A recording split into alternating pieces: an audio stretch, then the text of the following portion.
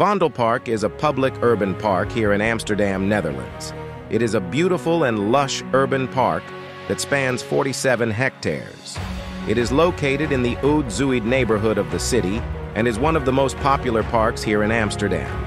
The park is named after the 17th century Dutch poet Joost van den Vondel and features lush green spaces, ponds, playgrounds, and various sculptures. It is a favorite spot for locals and tourists alike to relax, have a picnic, or enjoy a leisurely stroll. It is also a popular destination for outdoor gatherings and cultural events. It also houses the historic Vondelpark Openluchttheater, an open-air theater that hosts concerts, plays, and dance performances during the summer months. Overall, Vondelpark is a beautiful and peaceful escape from the bustling city life of Amsterdam.